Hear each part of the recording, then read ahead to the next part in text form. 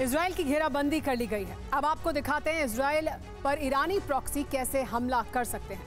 Hamas के लड़ाके Gaza से Israel में मोटा पैराग्लाइडर के जरिए फिर घुस सकते हैं, जबकि हिजबुल्लाह रॉकेट स्ट्राइक करते हुए अपने लड़ाकों को इजराइल में तबाही के लिए भेज सकता है। इसी तरह सीरिया से कुद्स फोर्स मिसाइलों से इजराइल पर हमला करने के लिए तैयार है। वहीं इराक में ईरानी प्रॉक्सी कताइब हिजबुल्लाह भी रॉकेट स्ट्राइक करने की तैयारी में है, जबकि यमन में मौजूद हूती लाल सागर में पश्चिमी देशों के जहाजों पर हमला लगातार कर रहे हैं। अब भूमध्य सागर से भी इस्लामिक रेजिस्टेंस इजराइल के पोर्ट सिटी पर भारी तबाही मचा सकते हैं। यानी इजराइल को तबाह करने के लिए ईरानी प्रॉक्सी ने एक विध्वंसकारी घेरा बना लिया है।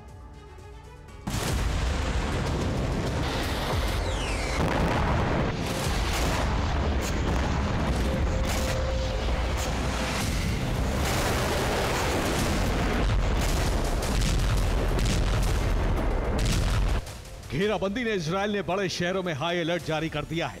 खासतौर से पोर्ट सिटी की सुरक्षा बढ़ा दी है, क्योंकि ईरानी प्रॉक्सी बॉर्डर सिटी के अलावा समंदर से भी बड़ा हमला कर सकते हैं।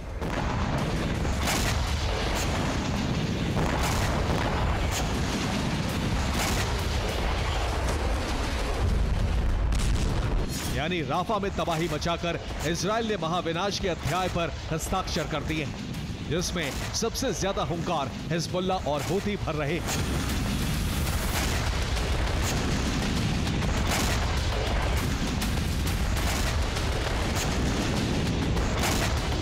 हिजबुल्लाह को काबू में करने के लिए इजराइल ने लेबनान में स्पेशल ऑपरेशन शुरू कर दिया है। बीती रात एयर स्ट्राइक की गई। इसके अलावा मिसाइल से भी हमले किए गए, जिसमें अल रास और अल हियाम बेस को तबाह कर दिया गया।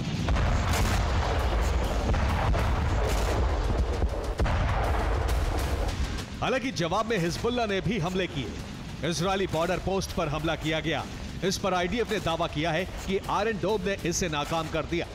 इसके अलावा हूती ने जहां इलाद पर मिसाइल दागी, वहीं लाल सागर में 3 जहाजों पर हमले करके अपने मंसूबे जाहिर कर दिए हैं।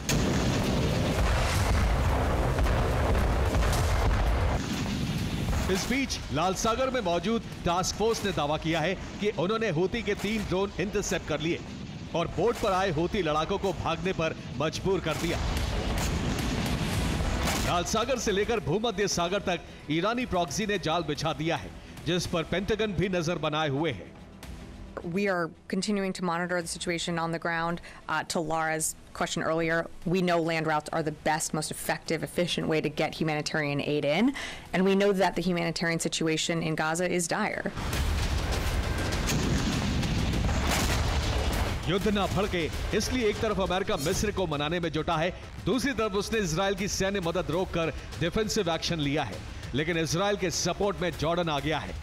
I challenge myself every single day to put myself in the shoes of an Israeli mother who has a child that's been taken as hostage, or any young Israeli who has been taught and who's heard of the horrible persecution that the Jewish people have had to endure in Europe.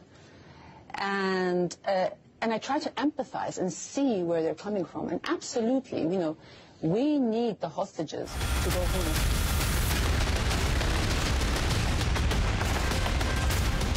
इस बीच मिस्र के रक्षा मंत्री ने मिस्र के army chief से मुलाकात की और राफा के हालात की जानकारी ली।